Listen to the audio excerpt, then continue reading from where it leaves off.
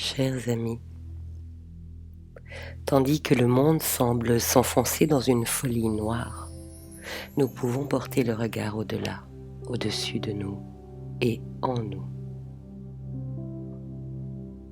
Voici qu'est venu le temps de l'invitation, le temps où préparer nos cœurs à le rencontrer. Dans la simplicité de nos cœurs, dresser notre table, une nappe blanche, quelques chandelles, et savoir que la simplicité même lui est agréable et désirable. Pour le recevoir, avoir le cœur en fête, ressentir ce moment qui approche avec foi et certitude. Lorsqu'on invite un ami, on ne doute pas de sa venue. On balaie sa maison, on l'embellit, on la parfume, on vit dans la joie anticipative de sa venue. Il prépare sa venue dans les cœurs ouverts, un moment de grâce sur la terre. Ne nous laissons pas distraire par le bruit du monde. Chacun a le loisir de créer une atmosphère paisible et confiante dans son cœur, dans son inviolable demeure. Si je vous dis ceci, c'est parce que nous pouvons le ressentir en nous si nous lâchons nos préoccupations, nos doutes, nos jugements, nos opinions sur ce qui nous entoure et sur nous-mêmes. La lumière luit dans nos temples intérieurs, et cette lumière, l'obscurité à l'extérieur, qui ne l'a pas accueillie, qui ne l'a pas reconnue, ne peut l'éteindre. Chers amis, gardons notre confiance et notre foi à l'heure où nous le convions à nous rencontrer.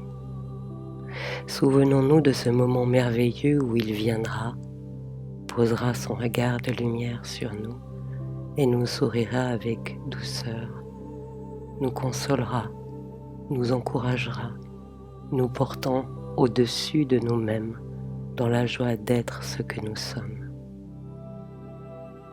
Ayant accroché au cœur cette vision splendide, nous effectuerons chacune de nos tâches dans la joie et l'allégresse. Nous nous contenterons avec légèreté du quotidien. Nous traverserons chaque défi comme l'esquif fend les flots, quelles que soient les vagues, nous laissant porter par la certitude de sa venue proche. Pâques, cette année, pourrait bien être une Pâques spéciale. Nous pourrons sentir le souffle de l'Esprit passer sur nous, caresser nos visages et nos mains, descendre dans nos poitrines et y apporter un souffle nouveau. Si nous cultivons l'attente avec douceur et confiance, nous occupant d'embellir notre demeure plutôt que nous préoccuper du monde, nous connaîtrons ce moment unique de renaissance, une transfiguration de nos cœurs, une légèreté à laquelle nous ne sommes pas habitués, bien loin de la lourdeur du monde. Mais nous ne sommes pas du monde, nous sommes simplement dans le monde, telles de petites échardes dans la chair du monde, de petites échardes qui en poussent plus d'un à s'éveiller et à dire oui.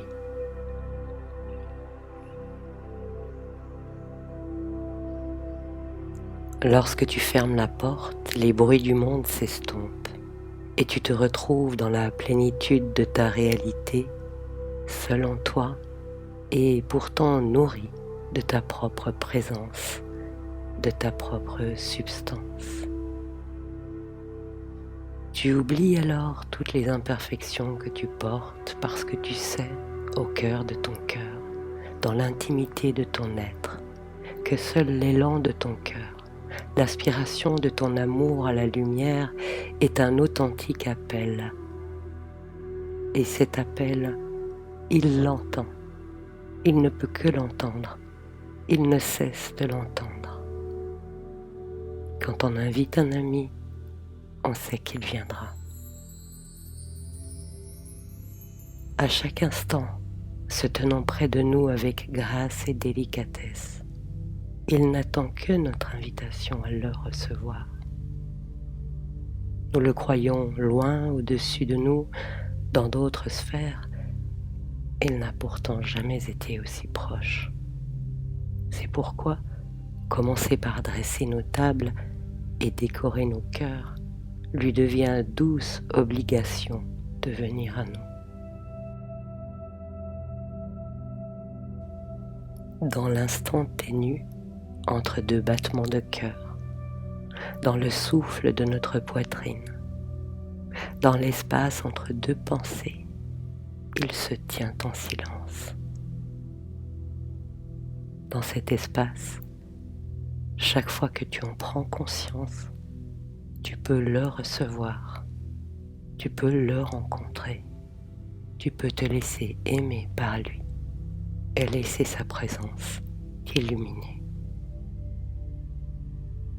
Le monde le déteste, nous l'aimons, nous l'invitons, nous l'accueillons, afin qu'il restaure notre souveraine dignité.